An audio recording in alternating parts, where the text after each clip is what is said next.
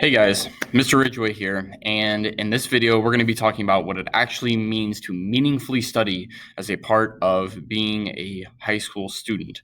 Now, studying can mean a whole lot of things to a whole lot of people. It's one of these words we toss around but actually don't understand it and what it actually entails.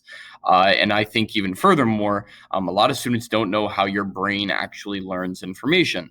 And so we need to talk about that and then some actual things that you can do to from a practical level, actually prepare to start studying for tests, quizzes, these kinds of things, which you're going to run into in life and also in this class. I'm going to go and I'm going to start annotating on my board here because there's some really, really, really important stuff that we got to do. So we're gonna turn on split screen here, and I'm gonna kind of leave my face over to one side. Okay, so let's talk about how your brain operates, right? Your brain is a learning machine with unlimited potential, which sounds amazing, and it is. Okay, so here's how your brain learns, if you did not know this. All right, there are basically, in terms of the actual learning that occurs inside your mind, a pretty straightforward process that happens. So number one, we have our little thing that we call sensory learning. Okay. And this is the first thing that your brain hits, and that it's actually thinking about, well, maybe even when it actually encounters something new. And what is it? Well, it's stuff like seeing, hearing, tasting, touching, etc., etc. Stuff in your sensory memory lasts a very, very, very short time, not long at all. Okay. And so what happens is that most of the information that actually is inside of your brain noggin thingamajig, okay, is actually lost. And so we have this whole lost part, right? But if we are actively paying attention to something, then it goes on to the next stage, okay? And we call this your short-term memory. All right. Now, your short-term memory can last anywhere from, again, a few seconds up to, again, scientists debate this, about 15 minutes or so. Okay. This is stuff like if somebody tells you like a phone number to remember, and then you can't remember it 5 minutes afterwards because, we're human and we forget things. So again, there's still a chance for loss here, right?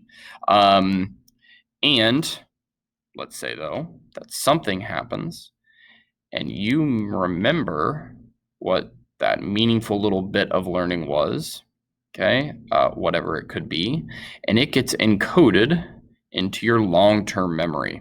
Now, your long-term memory can also be lost, okay, but really what this kind of class and everything that we're trying to do in our learning is about is this process right here, okay, which is where how we store things into our long-term memory. And then, and this is the other really big focus, about how we take things that are stored inside of our brain and how we meaningfully retrieve them back to our immediate short-term focus. Okay, and that is this little arrow right here. So this class is going to kind of focus on those two things. How can I expose you to the stuff where it's meaningfully encoded into your long-term memory? And then how can you actually practice retrieving it? Again, doing the Olympic mental gymnastics of what you're going to have to replicate on a test or something like that. And that's kind of the ebb and flow of this class, so to speak. All right. Now, what can you do about this? Well, first of all, you need to understand that a lot of what students typically do about studying is they do it wrong, okay? Because everything that you want to study in life, okay, or you want to learn in life, depends on the strength and the meaning of these two things. And if you do things that do not actually create a strong bond with your learning, okay, if that learning is not meaningful to you, if you haven't developed a strong connection to it, maybe we'll talk about some ways to do that here in a second, you're just going to forget it. That's how it works. So how can you make stuff meaningful to you? How can you actually practice the whole retrieval thing? Well, let's talk about it. So I'm gonna get rid of my drawing here. What can we do? Well, first of all, okay, you need to understand that if you decide that, yes, I am that person who gets on Quizlet and I sit there and I hit the flashcard button again and again, that is bad. Okay. And the reason is it doesn't matter to you. It's not meaningful to you. Okay. Or for example, you might be the person who sits there and you've got your notes and you look at your notes. Okay. Simply taking your eyeballs and then looking at your notes does not in any way meaningfully do something with the information. Okay. We've got to take, if you want your learning to be meaningful, if you want to remember it, it has to be worth remembering. Okay. Which means that, for example, you need to focus on a few things. And let's talk about what those things can be. You need to focus on connections that you might have with the text. Okay. Connections or whatever you're studying. Connections are all about how your brain learns. Okay. Your brain is basically like a big, gigantic file cabinet. And what happens is that if you learn something new, your brain is going to file that into a file cabinet folder that either exists, which is great if that file folder exists already, because that means you have a strong connection to it, or it's going to have to make a new file folder. And when it makes that new file folder, that connection is weak. Okay, so let's say you're learning something for this class, and the way that you decide to learn is you do it through a Quizlet / I look at my notes / while I'm watching Netflix. Well, that connection is not going to be very strong, and you haven't actually practiced the ability to retrieve that information meaningfully. Okay, so what can we do about it? Well, that's where we kind of get down to the actual the goodness of stuff. And so I'm actually going to show.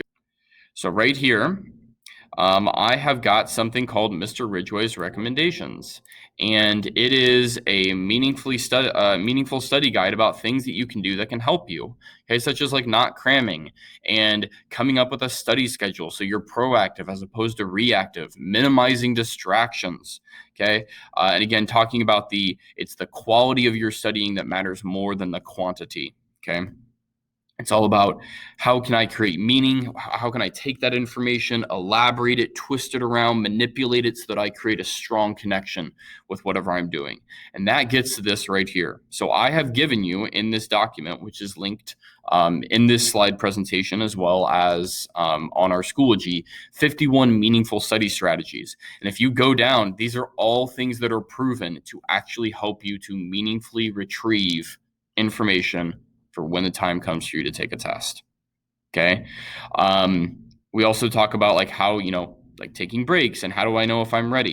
The thing that you need to really, really understand about studying just with that is it is a process that is going to not only take time, but it has to be very, very purposefully done. And that's kind of the whole emphasis of this video and the point that I want to get to. Again, if you are in this moment and you are trying to think, well, Mr. Ridgway, you haven't hammered home the point. Again, if this is your, short-term memory right here, okay, we need to do some things in this class, and really actually every class, to make that storage process that happens into your long-term memory. We need to make that stronger. And then we need to actually practice retrieving the information out of your long-term memory so that it's ready for you when it's time for you to take a test. Okay. So what I'd like you to do is take a moment, okay, at the end of this video and read through that document that I just shared with you. Check it out, what it's actually like to make a real proactive studying schedule. Okay. And again, this may be something that you haven't done in the past. And then the last point I just want to mention about studying is that really it's for the people who've never done it before at all. Okay. This can sound kind of daunting. It can sound kind of intimidating, but you need to understand that you simply cannot make it through high school without studying or, doing some kind of extra practice that is outside of the normal class time. Welcome to the big leagues, as we would say. Okay. Now I will help you with this. Okay. Don't worry. You're not in the whole, like all of a sudden, Mr. Ridgway is expecting me to study boat. We're going to build towards, actually doing some meaningful things in class that can show you how to do this on your own time. But you do need to understand that you need to start now, and you need to start doing things that are going to actually help you proactively just become intellectually a stronger weightlifter. Okay, so again, hope you enjoyed the video. Please make sure once this video is over, you read through those strategies and things like that, just for some ideas and some background. And I'll see you in the next video. Bye-bye.